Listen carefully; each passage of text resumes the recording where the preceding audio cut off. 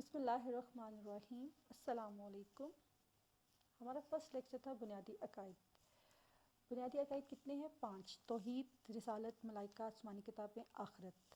بنیادی عقائد کو میں نے فرسٹ لیکچر میں ایکسپلین نہیں کیا تھا کیونکہ آپ کا فرسٹ چیپٹر جو ہے اس میں ہر عقیدے کو ون بائی ون بہت ڈیپلی ایکسپلین کیا گیا ہے، اور ایز اے لانگ کویسچن جب ہم اس کو اٹیمپٹ کریں گے تو ہر عقیدے کو ان شارٹ فارم ہم اس کو ایکسپلین کریں گے، پھر ہمارا بنیادی عقائد کا کویسچن اٹیمپٹ ہوگا۔ اور آج کا ہمارا ٹاپک ہے توحید۔ توحید کسے کہتے ہیں؟ توحید سے کیا مراد ہے؟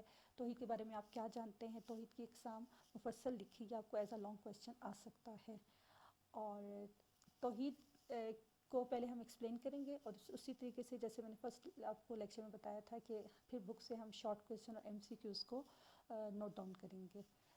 توحید کے لغوی معنی ہے ایک ماننا، یکتا جاننا۔ دین کی اصطلاح میں اس سے مراد یہ ہے کہ سب سے برتر و اعلیٰ اور ساری کائنات کی خالق و مالک ہستی کے واحد و یکتا ہونے پر ایمان لانا اور صرف اسی کو عبادت کے لائق سمجھنا۔ توحید سے انسان کے دل میں یہ احساس ابھرتا ہے کہ اللہ نے اسے تمام کائنات میں سب سے افضل ٹھہرایا ہے۔ چاند، ستارے، سورج اور تمام کائنات اسی کے لیے بنی ہیں تاکہ اس سے کام لے اور اس کو مسخر کرے۔ اسلام نے شرک سے روکا ہے اور اس کو بہت بڑا ظلم قرار دیا ہے۔ سورۃ نساء آیت نمبر 48 میں اللہ تعالیٰ ارشاد فرماتے ہیں، ان اللہ لا یغفر ان یشرک بہ ویغفر ما دون ذلک لمن یشاء۔ ترجمہ: اللہ اس کو ہرگز معاف نہیں کرے گا اس کے ساتھ شرک کیا جائے، اور اس کے علاوہ جس کے جو گناہ چاہے گا بخش دے گا۔ یعنی اللہ تعالیٰ روز قیامت ہر گناہ انسان کا معاف کر دے گا سوائے شرک کے۔ اس وسیع کائنات کی خدائی وہی کر سکتا ہے جو غیر محدود ہو، ہمیشہ سے ہو، ہمیشہ رہے، کسی کا محتاج نہ ہو، بے نیاز ہو، قادر مطلق ہو، تمام اختیارات اس کے پاس ہوں، حکیم و دانا ہو، ہر چیز کا علم رکھتا ہو، اسی پر غالب ہو اور کوئی اس کے حکم سے سرتابی نہ کر سکے، بے حساب قوتوں کا مالک ہو اور کائنات کی تمام چیزوں کو اس سے زندگی اور رزق کا سامان باہم پہنچے، عیب و نقص اور تمام کمزوریوں سے پاک ہو اور کوئی اس کے کاموں میں دخل نہ دے سکے۔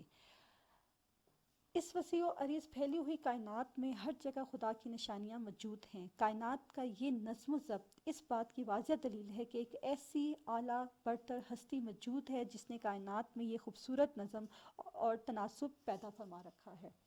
سورۃ آل عمران میں آیت نمبر 190 میں اللہ تعالیٰ ارشاد فرماتے ہیں، ان فی خلق السماوات والارض واختلاف اللیل والنہار لآیات لأولی الالباب۔ ترجمہ: بے شک آسمانوں اور زمین کی پیدائش اور دن اور رات کا عدل بدل میں عقل مند والوں کے لیے بہت بڑی نشانیاں ہیں۔ سادہ الفاظ میں ہم یہ کہہ سکتے ہیں کہ کسی محکمے یا ادارے کے 2 افسر یا کسی ملک کے 2 بادشاہ حکمران نہیں بن سکتے، کیونکہ اس طرح نظام دھرم برہم ہو جاتا ہے۔ بالکل اسی طرح وسیع کائنات کے 2 یا 2 سے زیادہ خدا نہیں ہو سکتے۔ اس صورت میں یہ کائنات تباہ و برباد ہو کر رہ جاتی ہے، جیسے کہ ارشاد باری تعالیٰ ہے سورۃ الانبیاء میں آیت نمبر 22 میں اللہ تعالیٰ ارشاد فرماتے ہیں، لو کان فیہا الہ الا اللہ لفسدتا۔ اگر آسمان اور زمین میں خدا کے سوا اور معبود ہوتے تو زمین و آسمان کا نظام دھرم برہم ہو کر رہ جاتا۔ اور احادیث کی روشنی میں بھی واضح دلائل ہمیں ملتے ہیں۔ نبی کریم صلی اللہ علیہ وآلہ وسلم نے فرمایا، سب سے افضل ذکر لا الہ الا اللہ ہے۔ حدیث قدسی ہے کہ اللہ تعالیٰ کا ارشاد ہے کہ لا الہ الا اللہ میرا قلعہ ہے، جو میرے قلعے میں داخل ہو گیا وہ میرے عذاب سے بچ گیا۔ حضرت معاذ بن جبل سے روایت ہے کہ آپ صلی اللہ علیہ وآلہ وسلم نے مجھ سے ارشاد فرمایا کہ لا الہ الا اللہ کی شہادت دینا جنت کی کنجی ہے، یعنی جنت کی چابی ہے۔ اسلام کی سب سے پہلی اور اہم ترین تعلیم توحید ہے، یعنی لا الہ الا اللہ ہے۔ یہ کلمہ اسلام کی بنیاد ہے۔ جو چیز مسلمان کو ایک کافر اور ایک مشرک سے الگ کرتی ہے وہ یہی ہے، اسی کلمے کے اقرار و انکار سے انسان اور انسان کے درمیان عظیم الشان فرق پیدا ہو جاتا ہے۔ اس کو ماننے والا ایک گروہ بن جاتا ہے اور نہ ماننے والا دوسرا گروہ۔ اس کو ماننے والوں کے لیے دنیا سے لے کر آخرت تک ترقی، کامیابی اور سرفرازی ہے، اور نہ ماننے والوں کے لیے نامرادی، ذلت اور پستی ہے۔ شاعر مشرق علامہ اقبال نے کیا خوب کہا ہے، زبان نے کہہ بھی دیا لا الہ تو کیا حاصل، دل و نگاہ جو مسلمان نہیں تو کچھ بھی نہیں۔ یعنی صرف زبان سے کہنا ضروری نہیں بلکہ آپ کا دل اور آپ کی نگاہ بھی اس چیز کو مانے، یعنی ظاہر ہے یا باطن ہے، کسی حال میں ہے تو اللہ کے ساتھ کسی کو بھی شریک نہیں ٹھہرانا۔ توحید کی کتنی اقسام ہیں؟ 3 اقسام ہیں، ذات میں توحید، صفات میں توحید، صفات کے تقاضوں میں توحید۔ عقیدہ توحید کی اصلیت یہ ہے کہ اللہ تعالیٰ کو اس کی ذات میں، اس کی صفات میں، اس کے صفات کے تقاضوں میں بھی یکتا اور بے مثال تسلیم کیا جائے۔ ذات میں یکتائی کا مفہوم کیا ہے؟ کہ اللہ تعالیٰ کی ذات اور حقیقت میں کوئی دوسری ہستی حصہ دار نہیں، لہٰذا نہ اس کی کوئی برابری کر سکتا ہے، نہ اس کا کوئی باپ ہے نہ اولاد ہے، کیونکہ باپ اور اولاد کی حقیقت ایک ہی ہوتی ہے۔ وہ کوئی حسب و نسب نہیں رکھتا۔ خود اللہ تعالیٰ ارشاد فرماتے ہیں سورۃ اخلاص میں، اللہ تعالیٰ ارشاد فرماتے ہیں قل هو اللہ واحد، کہو اللہ ایک ہے، اللہ الصمد، لم یلد ولم یولد ولم یکن لہ کفوا احد۔ آپ کہہ دیجئے کہ وہ اللہ ایک ہے، اللہ بے نیاز ہے اور اس کی کوئی اولاد نہیں اور نہ وہ کسی کی اولاد ہے، نہ کوئی اس کا ہمسر ہے۔ صفات باری تعالیٰ کی یکتائی کا مفہوم کیا ہے؟ کہ اللہ تعالیٰ ایسی کامل صفات کا مالک ہے جو کسی اور ہستی میں موجود نہیں۔ وہ اپنے علم، قدرت، ارادہ، سمع و بصر، ہر صنعت میں یکتا اور بے مثل ہے۔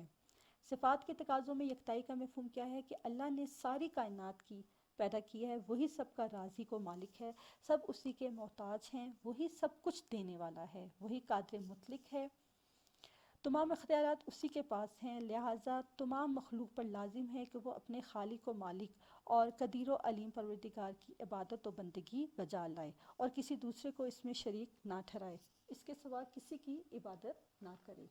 اللہ تعالیٰ ایک ایسی ہستی ہے جسے کسی کام کے کرنے کے لیے ظاہری اسباب و وسائل کی ضرورت نہیں، وہ جو کام کرنا چاہتا ہے تو بس کن کہتا ہے اور وہ کام ہو جاتا ہے۔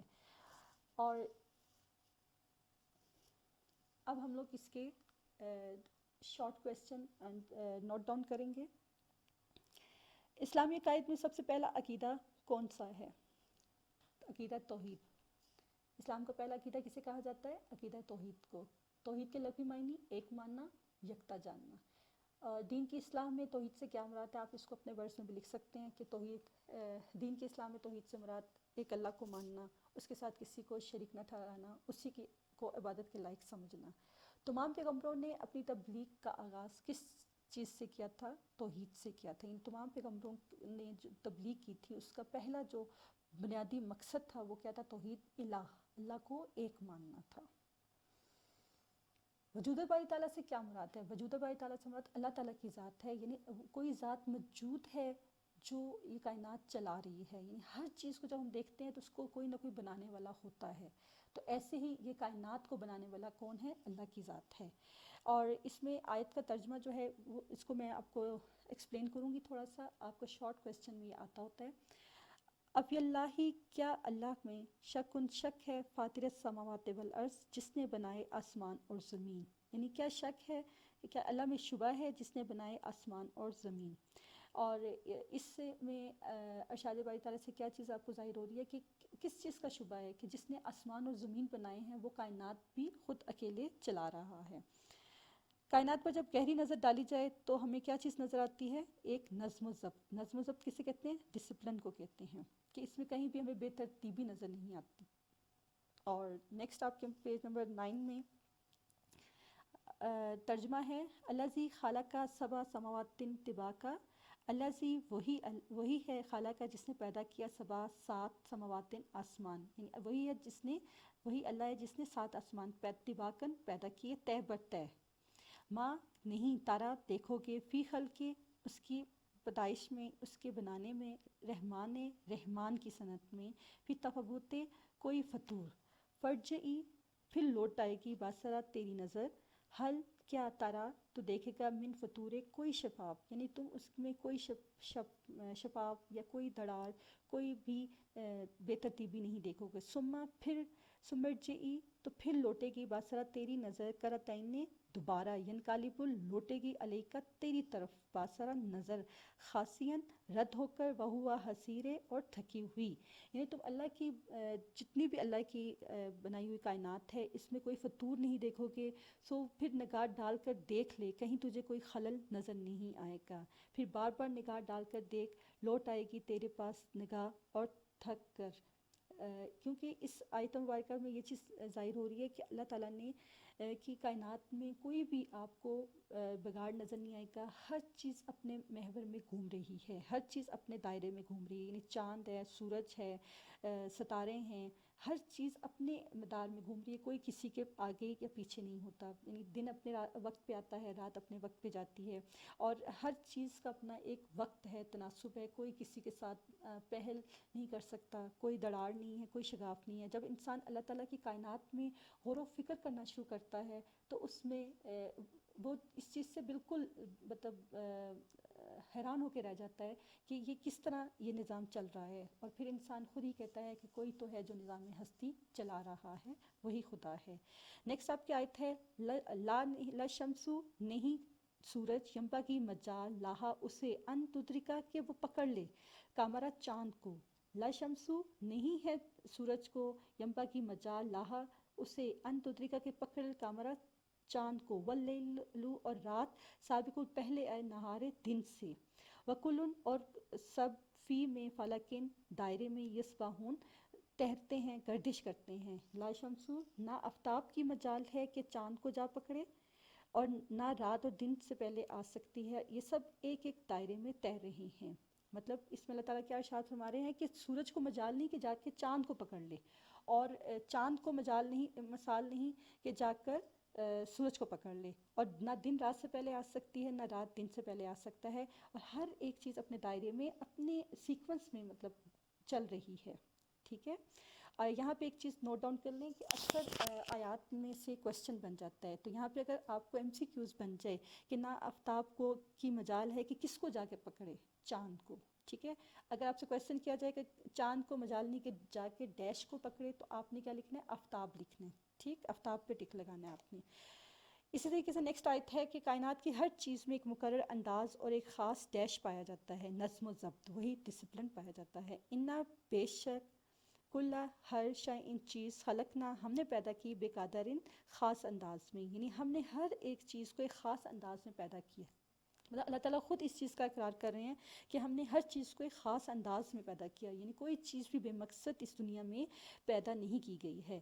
کائنات کا یہ نظم و ضبط کس بات کی روشن دلیل ہے؟ کائنات کی یہ جو نظم و ضبط ہے, یہ اس بات کی روشن دلیل ہے کہ ایک ایسی اعلیٰ و برتر ذات موجود ہے جس نے کائنات میں یہ خوبصورت نظام پیدا کیا ہوا ہے, اور وہی اس نظام کو چلا رہا ہے. نیکسٹ آپ کی نیکسٹ پیج نمبر 10 میں ہے, اِنَّ فِی خَلْقِ السَّمَاوَاتِ وَالْأَرْضِ, اِنَّ بے شک فی میں خلق السماوات آسمان اور زمین کا پیدا کرنا, واختلاف اللیل اور اختلاف ہے رات, والنہار اور دن میں, لآیات نشانی ہے, لأولی الالباب عقل مند والوں کے لیے. یعنی بے شک آسمان اور زمین کی پیدائش اور رات اور دن کا عدل بدل یعنی آنا جانا اہل عقل والوں کے لیے بڑی نشانیاں ہیں. یہاں پہ ایک ورڈ ہے لآیات. آیت کا مطلب کیا ہوتا ہے, نشانی. یہاں پہ ایک MCQs نوٹ کر لیں, آیت کا مطلب کیا ہوگا, نشانی. یعنی اللہ تعالیٰ خود ارشاد فرما رہا ہے کہ زمین اور آسمان کی پیدائش, رات اور دن کا آنا جانا, یہ کس کے لیے نشانی ہے, اہل عقل والوں کے لیے. اہل عقل سے مراد کہ جو دنیا میں غور و فکر کرتے ہیں یہ نظام کون چلا رہا ہے, کیسے چلا رہا ہے, اور اس کو چلانے والی ہستی کون ہے, تو وہ خود بخود ایک پوائنٹ پر آ کر کہتے ہیں کہ لا الہ, یعنی اللہ کے سوا کوئی بھی نہیں کر سکتا اس کو. دن رات, چاند سورج اور زمین و آسمان کا نظم و ضبط سب کس کی حکمت ہے, حکمت کی کاریگری ہے, اللہ کی حکمت کی کاریگری ہے. یعنی اللہ تعالیٰ نے ہر چیز کی کوئی نہ کوئی حکمت کے بنیاد پر وہ چیز بنائی ہے, اس کے کوئی نہ کوئی فائدے ہمیں ضرور ہوں گے.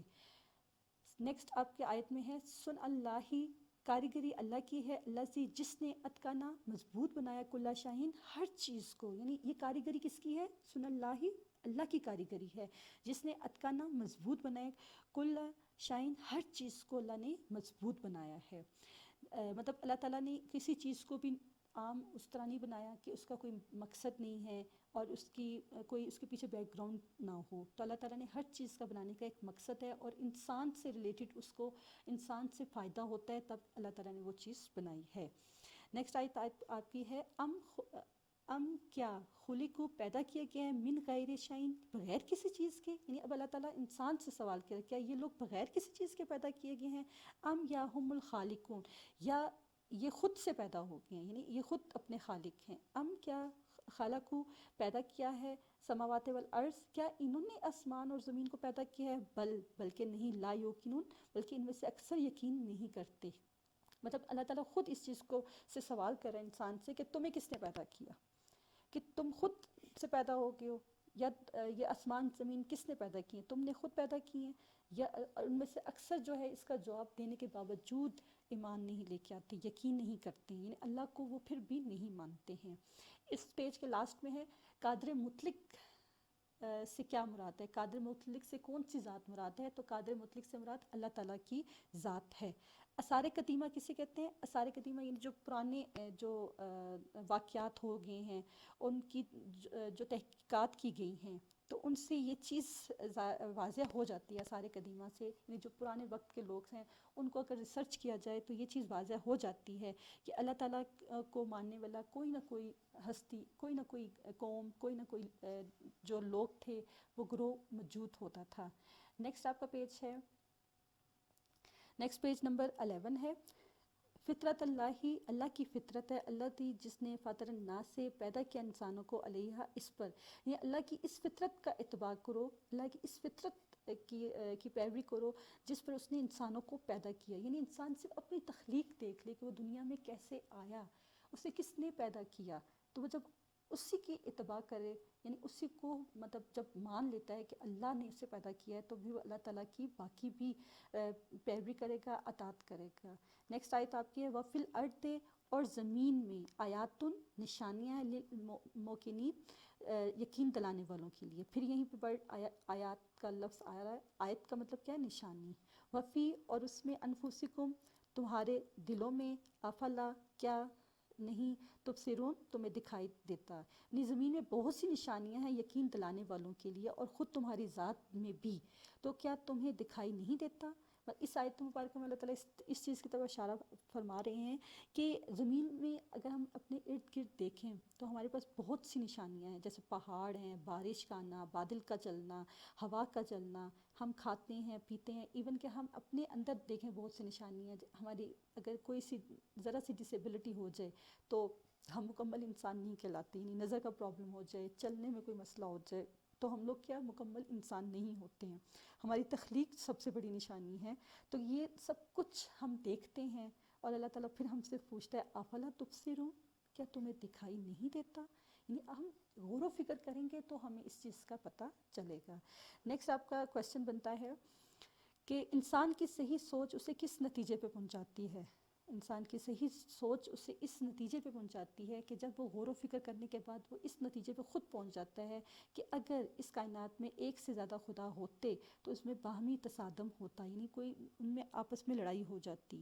جیسے ہم ایک ملک چلانے کے لیے کہ 2 بادشاہ ہو جائیں, یا ایک انسٹیٹیوٹ چلانے کے لیے 2 پرنسپل بٹھا دوں, تو اس میں کیا ہوتا ہے کہ ایک پرنسپل کہے گا یہ میرا آرڈر چلو, دوسرے کہے گا میرا یہ آرڈر ہوگا, یا ایک بادشاہ کہتا ہے میرا یہ حکم مانو, دوسرا کہے گا یہ حکم مانو. تو اس میں کیا ہوگا, اس میں ملک بھی تباہ ہو جاتا ہے, اس میں ہمارا انسٹیٹیوٹ بھی بالکل زیرو پہ چلا جاتا ہے.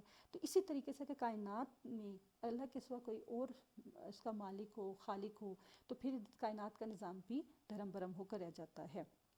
اسی طریقے سے آیت مبارکہ میں اللہ تعالیٰ خود ارشاد فرماتے ہیں لو اگر کانا ہوتے فیہما اس میں الہتن سوائے اللہ اللہ کے علاوہ لفسداتا تو ضرور فساد برپا ہوتا. اگر ان دونوں یعنی آسمان اور زمین میں علاوہ اللہ کے کوئی معبود ہوتا تو ان دونوں میں فساد ہوتا. کیا ہوتا, فساد ہوتا, یعنی کہ لڑائی ہوتی. ایک کہتا ہے کہ میں نے بارش اس جگہ کرنی ہے, دوسرا کہتا نہیں میں نے اس جگہ قحط سالی کرنی ہے. ایک کہتا ہے یہاں پہ میں نے گرمی کرنی ہے, دوسرا کہتا نہیں میں نے یہاں پہ ہوا چلانی ہے. تو ان دونوں میں آپس میں فساد ہوتا اور دنیا کا نظام بھی دھرم بھرم ہو جاتا.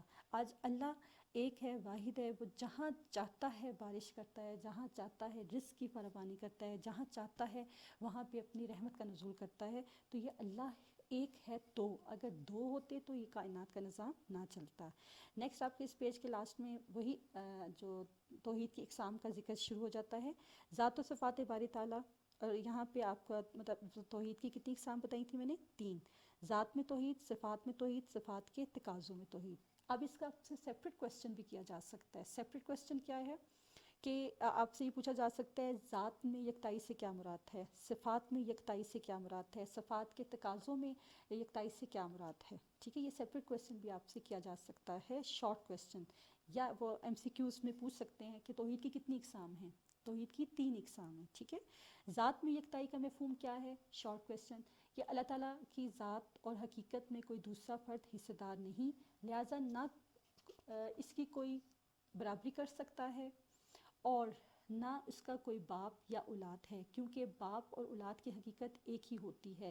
جب اللہ تعالیٰ کی حقیقت میں کوئی شریک نہیں تو نہ اللہ تعالیٰ کسی کا بیٹا بیٹی ہے اور نہ اس کا کوئی بیٹا بیٹی ہے.